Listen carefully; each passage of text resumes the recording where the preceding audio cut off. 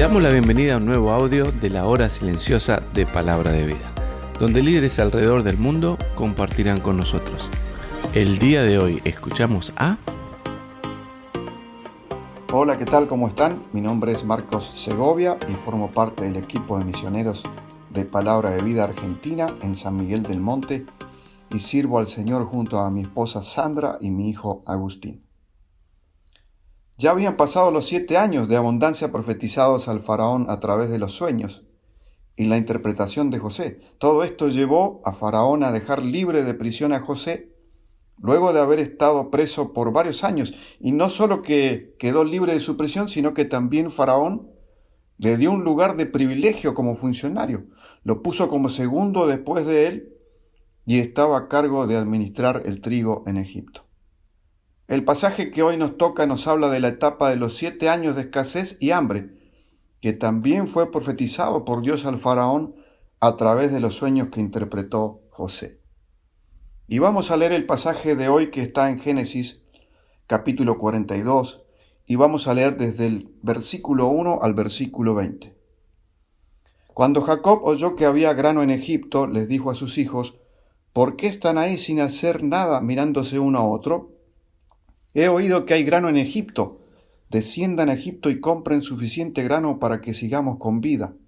De no ser así, moriremos. Entonces los 10 hermanos mayores de José descendieron a Egipto a comprar grano, pero Jacob no dejó que el hermano menor de José, Benjamín, fuera con ellos, por temor a que pudiera sufrir algún daño. Así que los hijos de Jacob llegaron a Egipto junto con otras personas para comprar alimento, porque el hambre también había llegado a Canaán. Como José era gobernador de Egipto y estaba encargado de vender el grano a todas las personas, sus hermanos tuvieron que acudir a él. Cuando llegaron, se inclinaron delante de él con el rostro en tierra. José reconoció a sus hermanos enseguida, pero fingió no conocerlos y les habló con dureza. ¿Ustedes de dónde vienen?, les preguntó. De tierra de Canaán, contestaron. Venimos a comprar alimento.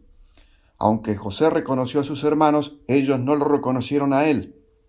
Entonces recordó los sueños que había tenido acerca de ellos hacía muchos años atrás y les dijo: ustedes son espías, han venido para ver lo vulnerable que se ha hecho nuestra tierra. No, mi señor, exclamaron, sus siervos han venido simplemente a comprar alimento. Todos nosotros somos hermanos, miembros de la misma familia.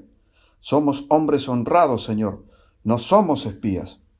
Sí lo son, insistió José. Han venido para ver lo vulnerable que se ha hecho nuestra tierra. Señor, dijeron ellos, en realidad somos 12 en total. Nosotros, sus siervos, somos todos hermanos, hijos de un hombre que vive en la tierra de Canaán. Nuestro hermano menor quedó con nuestro padre y uno de nuestros hermanos ya no está con nosotros. Pero José insistió, como dije, ustedes son espías. Voy a comprobar su historia de la siguiente manera. Juro por la vida del faraón que ustedes nunca se irán de Egipto a menos que su hermano menor venga hasta aquí. Uno de ustedes irá a traer a su hermano, los demás se quedarán aquí en la cárcel. Así sabremos si su historia es cierta o no. Por la vida del faraón, si resulta que ustedes no tienen un hermano menor, entonces confirmaré que son espías. Entonces José los metió en la cárcel por 3 días. Al tercer día José les dijo: yo soy un hombre temeroso de Dios. Si hacen lo que les digo, vivirán. Si de verdad son hombres honrados, escojan a uno de sus hermanos para que se quede en la cárcel. Los demás podrán regresar a casa con el grano para sus familias que mueren de hambre. Pero deben traerme a su hermano menor. Eso demostrará que dicen la verdad y no morirán. Ellos estuvieron de acuerdo. Y vamos a ver aquí algunas lecciones para nuestra vida espiritual. Y en primer lugar, podemos ver ahí en el versículo 1 la lección de la diligencia. Tener fe en Dios, pero hacer nuestra parte. La lección de la diligencia. Tener fe en Dios, pero hacer nuestra parte. Génesis 42, versículos 1 y 2 dice: cuando Jacob oyó que había grano en Egipto, les dijo a sus hijos: ¿por qué están ahí sin hacer nada mirándose uno a otro? He oído que hay grano en Egipto. Desciendan a Egipto y compren suficiente grano para que sigamos con vida. De no ser así, moriremos. Jacob les dijo a sus hijos: ¿por qué están ahí sin hacer nada, mirándose uno a otro?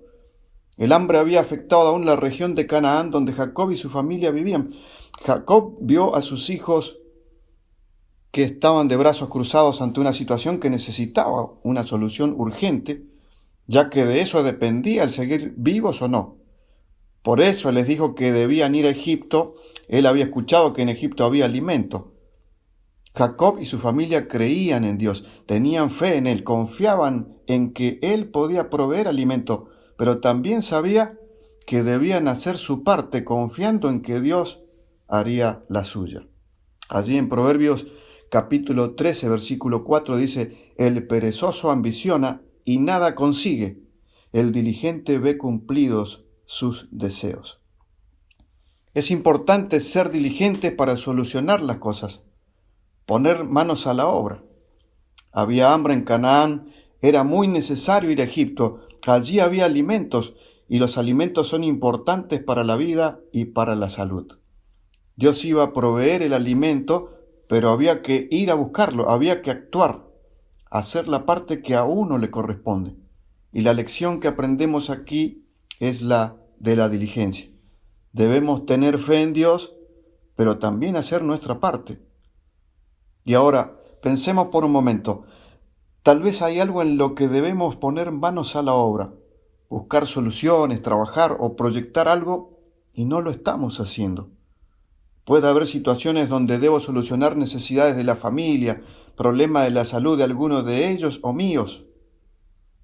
O tal vez pueda haber cosas en mi servicio a Dios, en la iglesia o en el ministerio, o para algún hermano o amigo, o algo que es importante y no lo estoy haciendo por no ser diligente. ¿Sabes? Podemos creer que Dios puede traer solución a todas estas cosas, pero nosotros tenemos que hacer la parte que nos corresponde. Lo otro lo va a hacer Dios. En segundo lugar, en el versículo 2, vamos a ver la lección de la confianza ciega en Dios, porque Dios cumplirá su plan de la manera que no imaginamos. La lección de la confianza ciega en Dios, porque Dios cumplirá su plan de la manera que no imaginamos.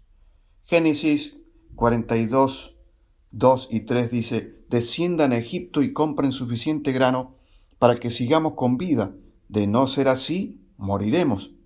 Entonces los 10 hermanos mayores de José descendieron a Egipto a comprar grano. Se fijan, Dios no les proveyó alimento allí donde estaban. Él los obligó a descender a Egipto. Dios iba a cumplir su promesa de bendecir la descendencia de Jacob, como ya había prometido a Abraham, pero Dios los estaba guiando a su voluntad, los estaba llevando a Egipto para reunirse con José. Y en el versículo 6 también vemos cómo lo que Dios había revelado en sueños a José hacía años atrás, donde todos se inclinaban ante él, se estaba cumpliendo. ¿Se acuerdan? En uno de esos sueños los manojos de trigo de sus hermanos se inclinaban ante el manojo de él, que estaba por encima de los de sus hermanos. Y en el otro sueño, el sol, la luna y 11 estrellas se inclinaban ante José y lo adoraban. En esa oportunidad, cuando José contó el sueño a sus padres y a sus hermanos, su padre le reprendió diciéndole: ¿qué sueño es ese, José? ¿Piensas que alguna vez yo, tu madre y tus hermanos vamos a postrarnos en tierra ante ti? Para José en ese momento solo eran sueños, porque aún ignoraba que Dios le había hablado a través de los sueños y que estos sueños algún día se harían realidad. Sus hermanos tenían celos, envidia y hasta odio a José por ser el favorito de su padre. Y más envidia tuvieron por la túnica de colores que le regaló. Todo esto los llevó a planear su muerte y finalmente lo terminaron arrojando en un pozo y lo vendieron como esclavo a una caravana de comerciantes que iba rumbo a Egipto. Allí en Egipto era donde Dios seguiría desarrollando su plan. La bendición para Israel estaba llegando a través de José. Y todo iba rumbo a cumplirse como Dios lo había planeado. Quiero decirte que Dios va a cumplir sus planes de manera que no imaginamos. Isaías capítulo 55, versículo 8 y 9 dice: porque mis pensamientos no son vuestros pensamientos, ni vuestros caminos mis caminos, dijo Jehová. Como son más altos los cielos que la tierra, así son mis caminos más altos que vuestros caminos, y mis pensamientos más que vuestros pensamientos. Romanos 8, 28 dice: y sabemos que a los que aman a Dios, todas las cosas les ayudan a bien, esto es, a los que conforme a su propósito son llamados. Y saben, esto me hace pensar que Dios está queriendo desarrollar su plan y sus propósitos en cada uno de sus hijos. Dios tiene propósitos y planes para mi vida y tiene propósitos y planes para tu vida también. ¿Estás confiando ciegamente en Dios y en sus promesas? Aún en la adversidad, aún cuando no entendemos nada, Dios está obrando, desarrollando su propósito, su plan en nosotros. El ejemplo de la vida de José nos anima a tener confianza total en los planes de nuestro Dios. Parecía que nada de lo que Dios había revelado a José a través de esos sueños se cumpliría. Todo era adverso, negativo, pero el día llegó y Dios actuó. Te mando un saludo desde San Miguel del Monte, Argentina, y te deseo grandes bendiciones. Gracias por escucharnos. Recuerda que este audio no reemplaza tu tiempo a solas con Dios. Te animamos a que escribas tus aplicaciones personales. Hasta mañana.